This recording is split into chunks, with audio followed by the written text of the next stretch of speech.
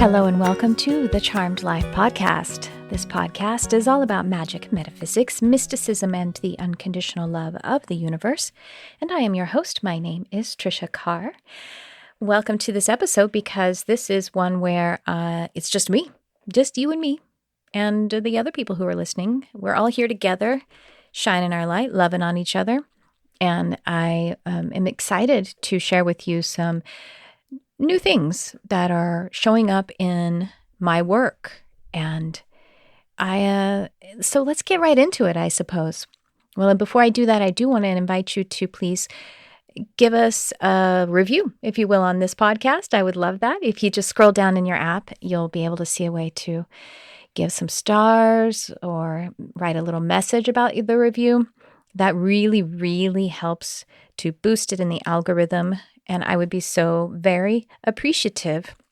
And of course, if you want to share this with anyone who you think might also resonate with it, then that would be greatly appreciated. Well, with that business aside, I want to talk to you about Ascension, the Ascension process. Now, this has been talked about. It's gotten more ubiquitous in spiritual communities. I would say that maybe it's also been associated or hijacked, if you will, even by people who kind of, I guess, are more aligned with fear-based conspiracy theory.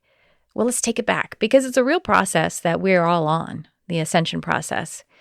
So if you have any conceptions or associations with that kind of fear-based stuff, well, chuck it out, if you will. Put a pin in it, because that's not what I'm going to be talking about. And let's look at what it really is.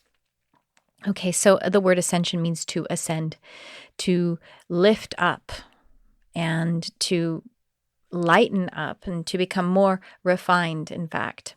Ascension is the alchemical process of transforming energy, transforming material, or even thought form, something that is not quite material yet. The alchemical process of transforming material or thought form into a refined state.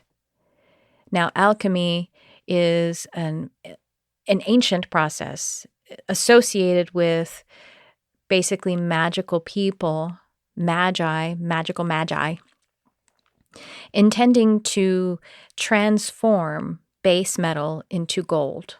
So we are taking one form of a material or a collection of energy, and through a certain process, usually oriented to elevated heat or intensified energy, allowing it to become a new, more refined energy or collection of energy. You might think of diamonds, actually. The way the diamonds are created, and crystals too, but the diamond specifically is that coal or that kind of a more base mineral is over a process of a lot of time and also a lot of compression, eventually refined and compressed into a diamond. Now, what's the value of that? Because, diamonds are valued because we value them. I mean, I am wearing right now a crystal called a Herkimer diamond. And it's not like a diamond. It's actually a quartz crystal. It is a rarer crystal because there's just one area, there's one mine. But it is so magical and so beautiful. And it didn't cost me the size that it is. If this were a diamond, it's probably something like 5 carats. I really don't know because I'm not very well adjusted to that. So it is, in the sense of material reality, the value that we give to something, unless, of course, it is sustenance, something that can create life in us. Well, with that aside, with what the, I guess, more traditional, old-fashioned process of it, but alchemists have always been that was just something that is associated in history to alchemists, is refining base metal into gold. And in fact, they are magicians. They are related to the Hermes Trismegistus's work, and It is a long process of spiritual alchemy that is actually more predominantly the work that we inherit from ancient alchemists. And that is because it is the work that we are here doing. It is the work of the human spiritual being.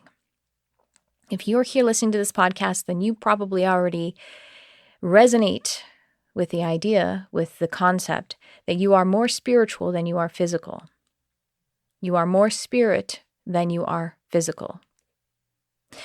And in fact, it is the spirit, the larger encompassing aspect of who you are, what you are, that creates your physical form.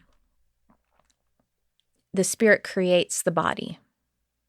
I want to emphasize that because sometimes when we're banging around here in this world with so much heavy emphasis on the human experience, the physical experience, the life-death experience, we feel so physical, we feel so oriented and heavily clothed and even weighed down with the density of physical body and the physically oriented mind and the concerns of physical life, that it feels like I am a body, and I think somewhere deep inside or somehow connected far, far away is a soul. But in fact, your body is a product of the soul complex, of the spirit, of the expanded ephemeral. And from that spiritual perspective, also, you are unified with the one energy. And so you have a point of perspective, a focus within your spirit that is the inheritance of Creator, meaning Creator bequeathed unto you the full capacity to create. As long as the only real limitations to that are how it infringes upon universal free will, others' free will. So that is to say that when we are victimized, quote unquote, that means there's an agreement there. Now, some people are going, hold on, I was a child and I had trauma. Me too. Let me tell you, devastatingly abusive childhood experience. Trigger warning. I guess it's too late. Well, I didn't tell you any of the details of it. You know that children are abused, right? Well, I was one of those. And so this is the benefit of exploring spirituality, metaphysical concepts and philosophy, is that we can move to the agreement that is not just confined to the physical life. I am operating from the perspective that before I created a physical life as a soul, pre-birth, I created agreements and contracts in order to go into the experience with others. Some of those would be called my abusers eventually in the life, with others to understand, to expand, to experience that kind of a challenge that's going on down here on this planet, on this school, this bang-up school that we got going on. And the reason I'm mentioning this is because I'm trying to fully illustrate the philosophy of ascension and the philosophy of omnidimensionality, having existence and awareness in all of the dimensions of you so that we can have a sovereign occupation of all of those dimensions. Because dimensions, like the third dimension, is just one of the dimensions. Now, it is the most important dimension for your point of perspective. If you're here, human, listening, I mean, other entities are listening too. Hi. Yeah, we're here doing it. And, but as a physical, spiritual being, you're, in a sense, major right now is the third dimension, the third density.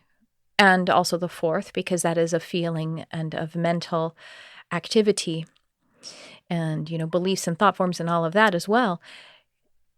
But our point of focus is the third. But if you're on a spiritual journey, then you are occupying more than just the third. And that's what we have to remember when we're looking at a metaphysical philosophy.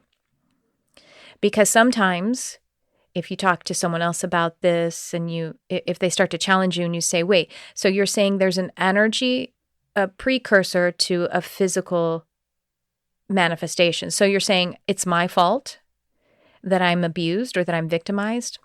Fault is not in the conversation here. And that's a trauma response, honestly. And I understand it because I've been there.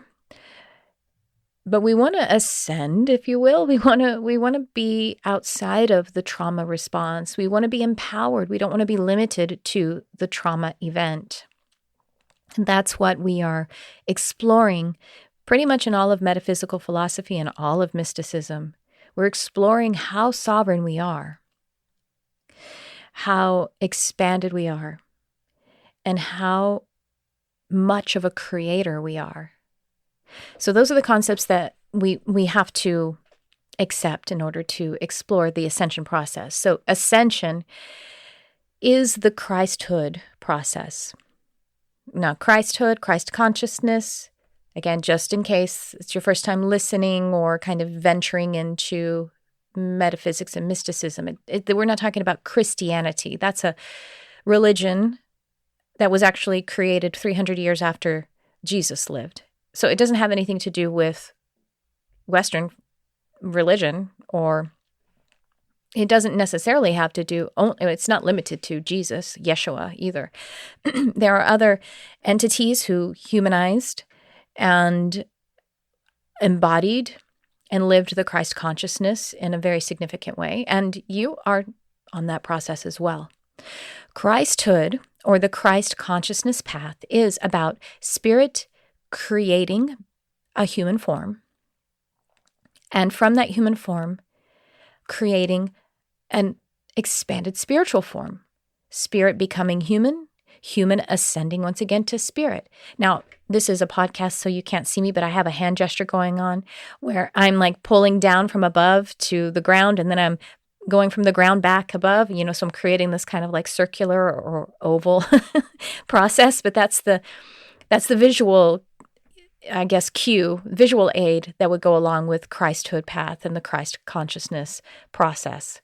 And now for these messages. Hello, my friend. It's Tricia Carr. I'm here to invite you to my coaching and mentoring portal, Modern Mystic Life. This high-value, easy access portal is like having a spiritual mentor right in your pocket. You'll receive all the inspiration right there in your text messenger, and you can also access it on your desktop. I will be delivering the tools and technology that are proven to evolve your abundant life inside and out. You will receive daily inspiration, education, and practices to help you evolve your life as a mystic and a human spiritual being. Plus, you will have access to my monthly workshops in which I teach and channel cutting-edge spiritual content, and also will give guidance, intuitive readings, and attunements right there in our group setting. I worked with Spirit to co-create and manifest the best way to support you, and in the easiest fashion, and here it is. I'm very excited to co-create with you too. So, welcome, my friend, to your modern mystic life. And now back to the show. So the ascension process is that of taking the human form, which you may equate to the base metal that the alchemist starts with, and creating a compression or a process that would cause an alchemy to occur, a compression or a heat. Those are metaphors, compression and heat. But a crucible process, to be able to utilize the parts that have been created, the dense parts, so that there may be an ascension, a utilization of those dense parts, and then releasing any byproduct that is not necessary. And this also, I have a YouTube video that is correlated to this, although this is going much more deeply into it. And I do talk about in the YouTube video, you can link it below. It focuses on body ascension and how to reframe weight loss to a spiritual concept. So check that out if that sounds interesting to you. And in that, I also talk about alchemy and distillation, because distillation, this is my previous career. I was actually in the spirits industry, wine and spirits industry, but really spirits, because I was a mixologist and a spirits expert and educator. And the process of distillation, which isn't only for creating potable alcoholic beverages, it's also how we create gasoline, it's how we create medicines. Distillation is I'm just going to put it in the framework of alcohol, though, because it's easier to understand. So let's say you're going to make a brandy. If you're going to make a brandy, then you would start with a wine. If you were going to make a vodka, you start with a beer, just in case you're interested. So anyway, you're going to start with a wine. And so wine is an alcoholic product already. And it has been created by allowing fruit to have its sugars ingested by yeast. Yeast are actually tiny little microbial animals, little critters. They ingest the yeast that are in the fruit as it sits, the sugars, and then they expel alpha alcohol. So that means that yeast come into this fresh fruit as it's getting, sitting for a while. The yeast come in and they ingest the sugars inside the fruit, and then they flatulate ethyl alcohol. They expel ethyl alcohol. It is the byproduct of the yeast. So it's already alchemy, because the yeast are little critters, and they're going into this life form of fruit, and they are ingesting the sugar, and they're creating a new product. So this is how we get wine. Wine is already an alchemical process. Now we have the juice that is, some of it is just grape juice, and some of it is alcohol, the ethyl alcohol that was expelled by the ingesting of sugars. Sugar has already been mostly ingested. There's not really any sugar in wine if it's gone through a full fermentation process, which is interesting, right? Because it kind of has a sweetness to it. At any rate, we have this wine. Now, what's interesting is that wine that is most suitable to be utilized for distillation to create brandy is actually not the most delicious, not to the human palate, because it has it's very dynamic. Maybe it's very bitter, or it's very sweet, or it's very something. It's got very loud characteristics. Those loud characteristics are more beneficial to put into a distillation process. So stick with me. I'm just finding all of this very interesting, because if you want to put a pin in my metaphor and just think about, for example, I'm just going to share again my life.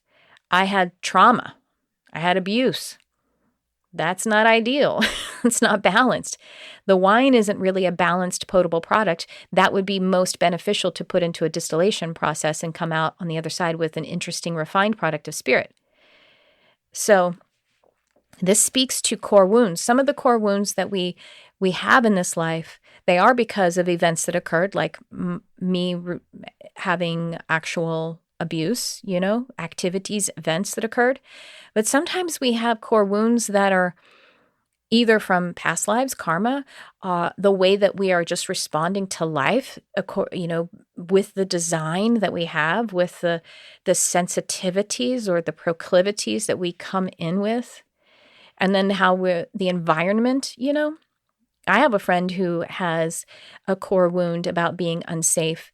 And she, if you're listening, you know who you are, but I'm not going to tell your identity. And she has no idea where it came from. She can't relate it to her family or her parents. So there isn't it's interesting that the dynamic and unbalanced product that can be utilized for the distillation process. For me, it came by events and sensitivities and all that. But this is why we want to work with the whole being. We want to work with our natural design and give that fully to the process of ascension. All right, so back to the, it's not even a metaphor, it's nature showing us what we are. So anyway, the technology of distillation. So then we have this wine that already has had an alchemical process. Naturally speaking, the yeast came in there and they did their thing. And then, but it's unbalanced. It's not something we really want to drink because it's not what we like. So we're going to put it into a distillation process Distilling is the process of applying extreme temperature, usually heat. 99.99% of the time it's heat. So we'll just say heat. Applying heat so that it creates a boil. So you know that when you boil water, steam happens, right? The steam lifts off the liquid. Well, that's how we get spirit. The ethyl alcohol that was created by the yeast, the little microbial critters, through their alchemical process, that is actually a lighter density. Makes sense. It already went through one alchemical process. It is a lighter density than the rest of the non-alcoholic, the rest of the liquid of the wine. So that means that it actually becomes steam at a lower temperature. So when you're boiling wine, the first bit of steam that lifts off of that is the ethyl alcohol. It isn't the non-alcoholic wine. So if you can visualize that, you got wine, you're boiling it, and the steam is alcohol. It's spirit. It's the brandy. So then we capture it, we put a little glass over it, and we let that condense inside the glass. And now we have a refined product. It has ascended. It has lightened up, it has ascended, and has been alchemized into a more refined product. And what is left over is wine, the portion of the liquid of the wine that has very little alcohol, if no alcohol. And it isn't drinkable. You can't drink it. And it is what is being released and just returned. That is an ascension process. And that's why, I don't know if it's why or how humans came about it, but that's called spirit.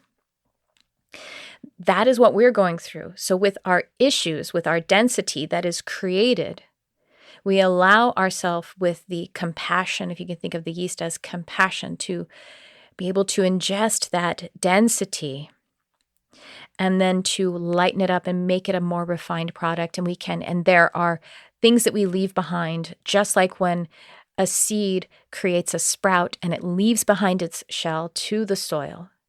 And it moves on up through the soil as a sprout, eventually becoming a flower or a tree. That's our process. We are nature. And that is the spirit nature process. And that is what ascension is. So that long lead up to help you to really, I want to give you a full awareness of what it is.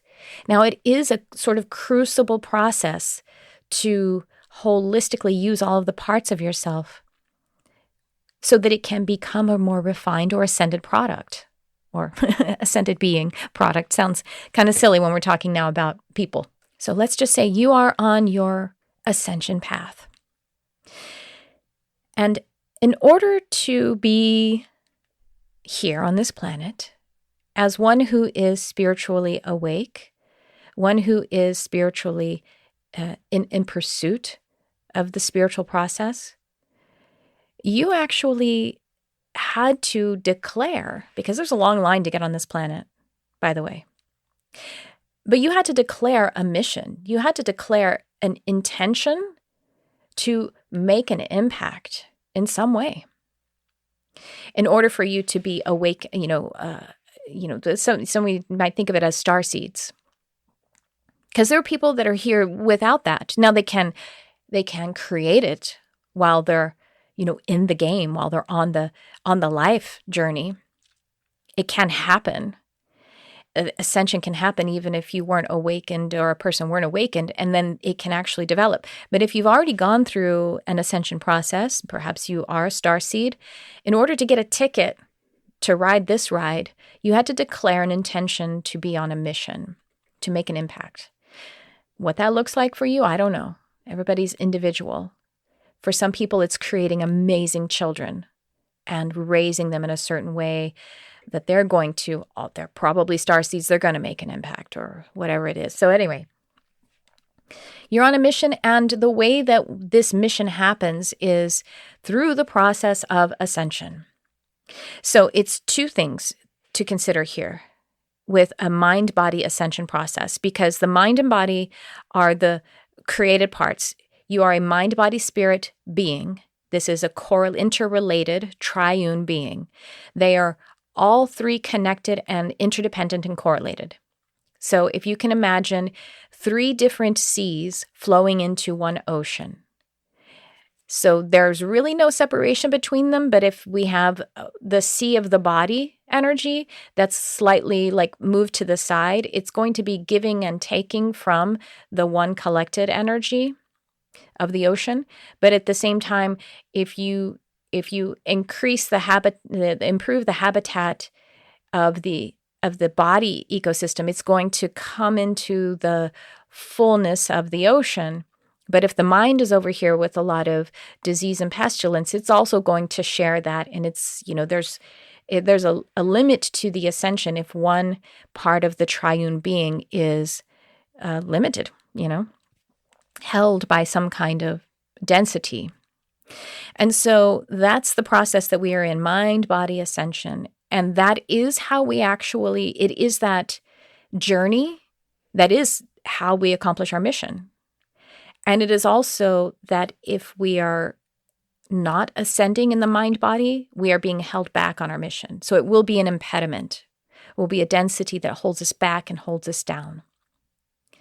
So it is a process. It is always a process. Now, you can work with any three of the mind-body-spirit complex triune being to raise your vibration or to ascend. And you kind of need to think about all three, but you also, you know what I mean? Like, you need to create the well-being, balance, and health in all three.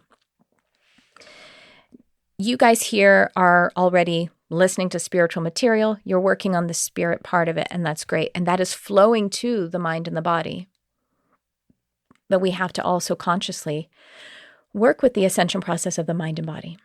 So that means, so far as the mind is concerned, doing things like releasing and alchemizing, transforming limiting beliefs.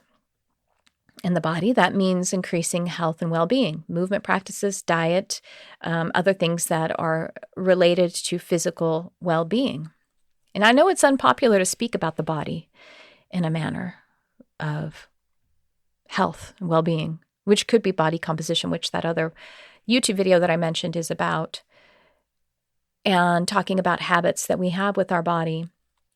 There's been a popular response to talking about that at all, saying that it's body shaming if you just are having a conversation about how to improve your physical health.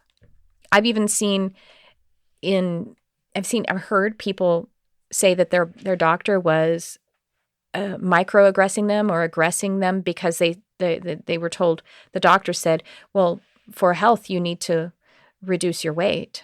And then, a young person's like, how dare you? You're body shaming me. The doctor's like, no, I'm not saying you look ugly. I'm not saying you should wear smaller jeans because that's more attractive. No doctor said what I'm saying. The doctor is saying for your health, you need to shift your body composition, and especially you need to shift your habits. So I'm confronting that right now. We're going to talk about that no matter what, because it is important for us. And I tell you, when I was younger in the late 90s, we did have the internet-ish, but it was really just message boards. So when I needed to improve my body composition, my health, I didn't know how to do it. I didn't know how to, even if I had the resources, I didn't even know how to hire someone to tell me what to do. I go to the library and get an encyclopedia. So let me tell you, I would have loved to have talked about it then, because I didn't know how to get my body. I didn't know how to do it. I had to just kind of intuitively do it. And I wasn't so in touch with my intuition because I was still in PTSD. I digress. All right. Like I said, the mind-body-spirit complex of the human is, each part is interdependent into one another. And it is like filling an ocean from 3 different seas. And so it is important to utilize your design and your mission. It is not a one-size-fits-all when we are looking at how to be on our ascension path, raise our vibration in our mind or our body. However, wisdom is wisdom is wisdom. So if somebody shares with you the wisdom of how they improved their health and balanced their health, we want to feel to the wisdom of it rather than the conditions of it. Because for them, it may have been about reducing sodium, but you may have absolutely no issue with sodium, and you may be ingesting the right amount of salt because we need salt, And so you don't want to just take one condition and try to apply it to yourself. We want to absorb the wisdom beneath anything. But still, there are wisdom practices too. Meditation, self-hypnosis, prayer, ancient wisdom. Now, I didn't tell you had to say the Hail Mary. That's a condition. At any rate, it is important to work, like I said, with your design. And so human design is a fantastic tool for that. The gene keys are a fantastic tool for that, so that you can experiment with your design, the design of your energy. So what I want to share with you, though, is, well, first of all, before I get into the next part, I'm being prompted to share with you that this is my moment of making an invitation, because I am starting a brand new coaching experience, a brand new healing paradigm. If you've ever had a session with me, or if you've just benefited by any of my media or anything that I do, I have a new paradigm of mind-body ascension acceleration. It is, so you would say, a coaching program, and it is very precise and exclusive. It's actually tailored to each individual. But what I mean precise is that I'm sending out a precise signal of the people that I will be working with, because I want us to work together in a very calibrated, beautiful fit. So Mind Body Ascension Accelerator, it is an application process, and it's ongoing, by the way. But there is a special beta offering. So for the first so many folks that actually join, you have a special offer that you will have forever. Yeah. So I'm just gonna leave it at that, just in case you're thinking about it, but you're not sure if or when. If you're thinking about it, you want to fill out the application sooner rather than later, so that you can be a part of that initial paradigm and be a founding member. So it does require a significant investment. And I know I've say that and people go like, wait, what, like 5 million or, 200? It's not 200. I'll tell you that, because it's a multi-month incubator. So fill out the application if this interests you. And then the next step after that is to get on a call and we will talk. Mind, Body, Ascension Accelerator. I utilize my proprietary quantum resonance techniques, my hypnotherapy techniques, my hypnotherapeutic tools and modalities, my proprietary hypno-healing, and it's also a container of growing and ascending and learning by osmosis. And so I'll leave you with that. And now what I want to talk to you about is that there is a mass awakening occurring on our planet. Many of you may have been like, yeah, no duh. Look at all the children that are being born who are special and unique and different and retaining their ascension awareness. There is a mass ascension process underway. And so I want to share with you this channeled message that I actually penned. It was typed up on April 12th, and I just happened to see it on my desktop today. And I was like, what's that? So I don't remember this at all. And, but it's very pertinent to this topic. Now, it is a channeled message. It is a collective. It's my council of light. And so what I would like for you to do is to receive this spiritually. You'll hear things with your cognitive mind that it might like, but it's more important that you receive it with that subconscious mind, the spirit, and let it wash through you and over you. And it's kind of long. I think what I might do is put it on a PDF, and if you want to download it, you can. Check the description if I've done that. I just thought about that right now. So here we go. Here's the channeled message. I am awakening. I am the awakening. The human mind is moving through a transition. Rather, there is a call to transition. Some answer the call, some hesitate. Others will separate as they deny the call. Some are addicted to fear. Thus is the narcotic effect of fear. The critical mind, as you know it, it is the veil between knowing and being. The tree of life will supplant the mechanism of separation. The tree of life exhibits the fluidity and connection between the above and the below. Are they equally balanced? Not exactly. For there will be a great pendulum swing. The above is the conscious mind, and as you experience it, it is dense, compacted, contracted, and it needs much airing out. The below, the subconscious, is bursting with the need to expand. As the division between the two subsides, there will be chaos as one greets the other. This is not the necessary path. It is not necessary for it to be painful. The pain is the resistance. Awakening can be balanced, pleasant, pleasurable, easy. It is the looping in the fear mechanism that causes the perception of pain. As the familiar fades, there, the unawakened fights to stay in the delusion. The delusion is pain, and so the insistence is for the maintenance of the disease. Be peace and clarity. Be the awakened. Be the peaceful and pleasant awakening, and the mechanism of delusion may be hacked, as it were, to ease those who we may guide. Hack the very mechanism that appears to maintain the pain status. As you check in with your higher council of light, you can run supportive energies beyond your perspective.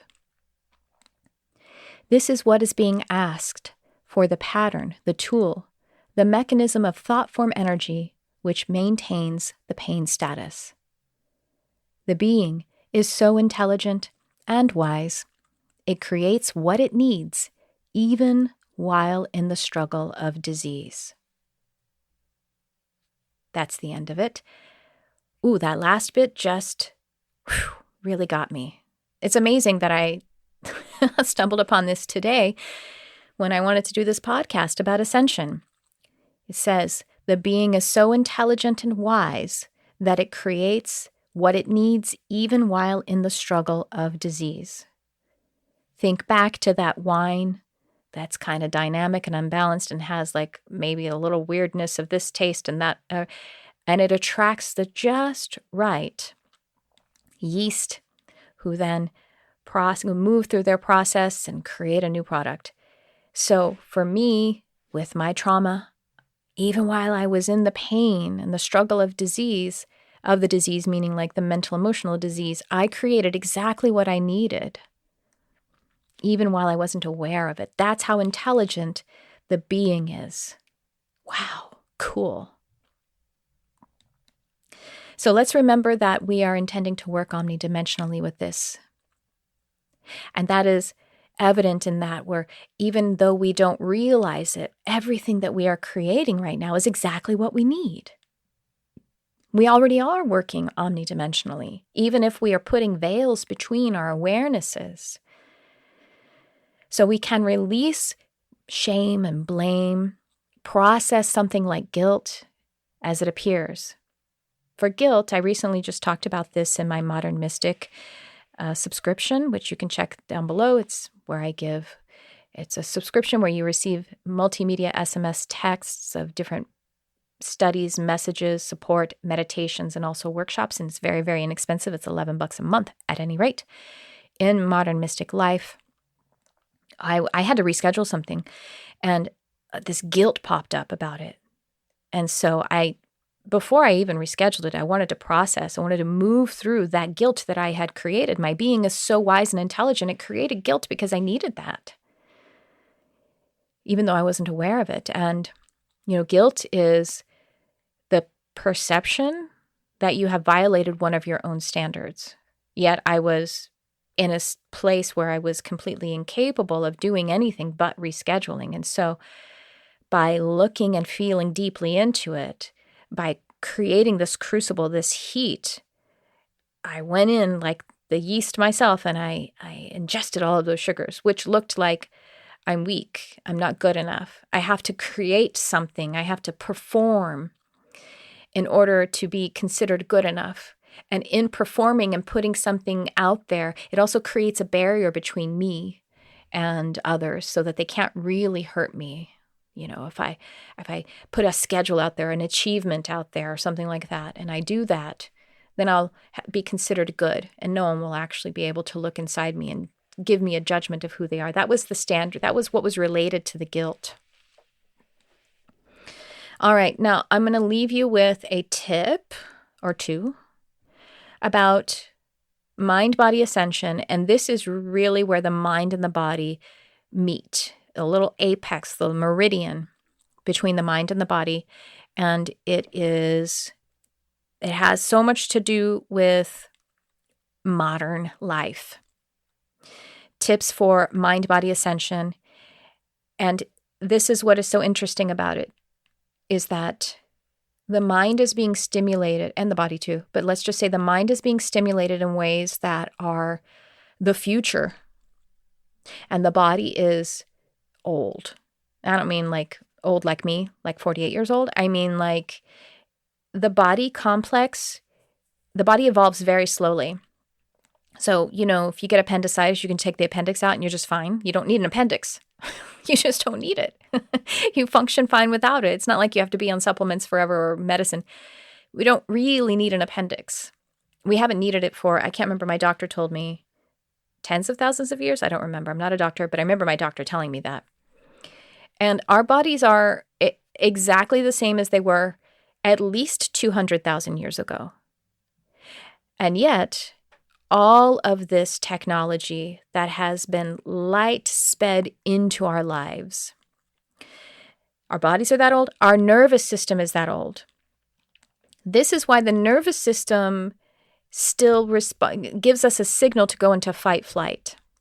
When we don't really need fight flight in many people's lives, sometimes you're getting a little scrape on the freeway, but if you're an adult, I really hope that no one is physically threatening you. Of course, that can be the case. But I'm just saying, generally speaking, and of course, I had a pattern of being physically threatened when I was a kid. And so I'm kind of still responding to those events that are in the past. At any rate, we just get a little bit worried that someone's going to be disappointed in us. And we activate fight, flight, and our bodies are responding as though we are being pursued by a lion. That's what our bodies are doing. So what I want to bring your awareness to, there's the nervous system, but I specifically want to talk to you about a little chemical, a little neurotransmitter called dopamine. I'm just going to focus on that. So dopamine is a neurotransmitter that is created in your brain, and it is related to, they say pleasure, but it's really related to the pursuit of reward. That's the main function of dopamine. Now, pursuing the reward is pleasurable too, like chasing out, walking up to a delicious meal or something, or being able, the excitement of it. That's why we have sports, because sports are fun, but sports are war games. At any rate, dopamine is really the chemical, the neurotransmitter that is pursuit of reward. Okay? Pursuit of reward. Now, I'll give you an example of this, and that is like people who do cocaine. Coke, it really unleashes the floodgates of dopamine, like floods the brain with dopamine. And if you've ever been around someone or even seen them on movies who are doing coke, they're always proclaiming how awesome the night is going to be. It's going to be an awesome night. And then, they feel jittery, and then they have to do another line so they can feel how awesome it's going to be, and the whole thing is about pursuit. So I want to point out to you that we have possibly our modern construct with our media and our social media has made us addicted to dopamine. Think about scrolling. You're scrolling on TikTok, you're scrolling on Instagram, and you're doing that thing. I'm doing the gesture of the hand, the finger swiping on the hand. The swiping. Or if you're dating and you're on dating apps, I've been lately, the clients that I've had a few clients who are people who are in the dating market, and they're just like, I can't with the apps. I can't. It's just gross. It's diseased. I can't do it. But the swiping back and forth of that too, the hunt, the pursuit of reward or pleasure. And it isn't really fulfilled. It doesn't really give us a good meal. I mean, every now and again we have a funny animal video or a great spiritual something, granted. But the times that we are on there pursuing, or on the TV or whatever it is, the stimulations from media, which maybe if you've been listening a while, you know about the YouTube video and podcast that I did talking about how broadcast media and social media are the fourth dimension, which is a thought form area, or a thought form reality, that we are sort of believing that it is more real than we ever have before because of the light and sound vibration stimulation coming through devices, coming through, TVs and phones and computers. And so the fourth dimension is stimulating us in ways that we aren't really managing our sovereignty. We don't know that our nervous system is being triggered into fight flight, that dopamine is being released into our brains and not being properly rewarded at the release of it. And so then your brain has to remove the dopamine from it, and it didn't get a meal. It didn't get something that is holistically satisfying and rewarding. And the more that we're in that, the weaker we get with it actually having a proper function, with being able to hold a focus so that we can pursue a real goal, to manifest something, or to, ascend, to be on our mission. The more that we have dopamine flood our brain without a proper reward, the less effective it becomes. And so what I would like for us to do is to really consider that. And they're calling it a dopamine diet. I mean, people. I didn't invent this. You can even Google it yourself. And maybe consider your particular design, your suggestibility, your openness, and just think about how you can cut down that pursuit, that unrewarding pursuit. It may mean going on once a week with no social media, no broadcast television, unless it's something that's really fulfilling, like a wonderful film or a very good product of art. Or maybe it's not that. Maybe not having that light sound stimulation, maybe reading a book, a physical book. But maybe auditing your screen time. All phones have that on there. They have the screen time. You can open it up in the settings, and you can even see which application and how, every single one, how much time you spent on it. And some of us, you actually use social media for business. Understood. But if you can sit back and meditate first and then be very practical, focused about it, and not have an activation of dopamine without a reward. If I'm doing social media for work, well, then I have the reward of it at the end of the time because I accomplished work. You know what I mean? Like I did the thing. That's the reward. But just the scrolling, the swiping, or the watching news, or the anything, gossip, news, anything like that, that's doing damage to our minds and our bodies. It is the opposite. It is compromising your mind-body ascension process. Okay, that's just what I want to leave you with. And they're reminding me to say that we're talking about habits, and about really when we're talking about habits that are unhealthy for us, then we're talking about some form of addiction. Now, addiction is, when we're talking about chemicals like drugs or alcohol, self-diagnosed disease, but there are gradations of this. You can be addicted to a snack. You can be addicted to this, that, or the other thing. If it's unhealthy, and if it is compromising your ascension, mind-body ascension process, then what I want you to know is that it is attached to probably a trauma. It is attached to the primitive mind, the fight-flight response. And when something is being stimulated and activated and, it is all enmeshed with the fight-flight response, fight-flight will fight you because the beliefs or the habits or whatever it is are being protected by the very energy of survival. But what I want you to try to understand is that, and you've experienced this, what I want to call to your attention, I know everyone's experienced, everyone has shifted an unhealthy habit, is that before we change the habit, but just thinking about changing the habit, that's harder than actually getting on the other side to the real reward. So I don't want you to guilt yourself or shame yourself into decreasing your social media screen time. I want you to go for the vitamins. I want you to go for the healthy thing. And I want you to give yourself a healthy behavior and reward in its place. And also know that if it's something like news, it's going to be fine if you watch a lot less of it. And certainly if you start to manage the resources of your news, because as you probably well know, most of the news outlets are not news at all. They are entertainment, and they are, fear mechanisms that are intending to hypnotize us so that we can be, encouraged to purchase a certain way. All right. I kind of threw a lot of stuff at you.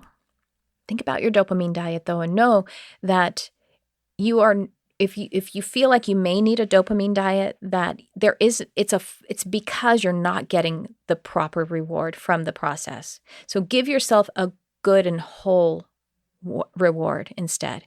Meditate, reading a book, doing something that really is satisfying, really is entertaining. Then we go to it for entertainment. Find some real entertainment, real art or something like that.